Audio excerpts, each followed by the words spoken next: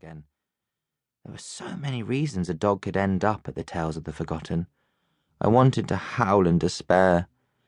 It seemed to me we pooches were doomed, no matter how adorable or well-behaved we were.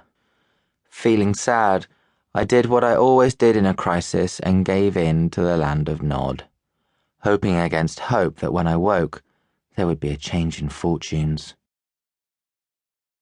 "Oh, isn't he gorgeous?" a woman's voice murmured, gently waking me with a start from my slumber.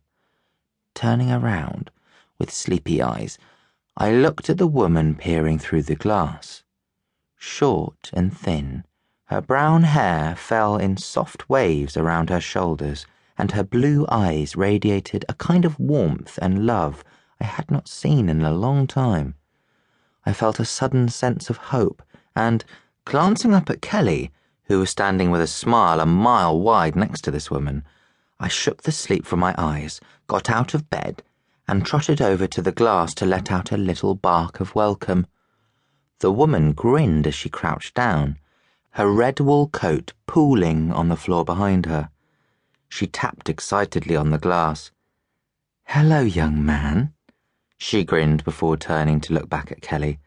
"I think I'm in love. Can I go and see him, please?" Kelly laughed, fished into her pocket for one of the treats she knew I loved. "Of course.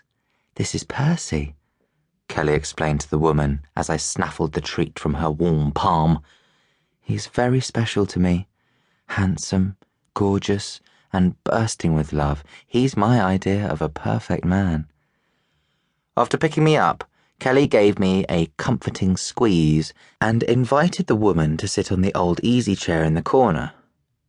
When she was settled, Kelly placed me gently on the woman's lap and tickled me under my chin. "This is Gail," Kelly explained to me. "We've just been talking 19 to the dozen about you because, like me, Percy, she's a woman with excellent taste who loves pugs." I barked appreciatively. This was the most promising news I had received since I had arrived. Shuffling around in Gail's lap so I could get a proper look at her, I drank in her appearance. She appeared to be in her late 30s. Her skin was creamy white, and the few freckles on her nose gave her a cute, vulnerable appearance. But the soft lines around her twinkling blue eyes and the grey circles that were forming underneath told me life had not always been kind, and perhaps, like me, she was tired of battling to find her place in the world.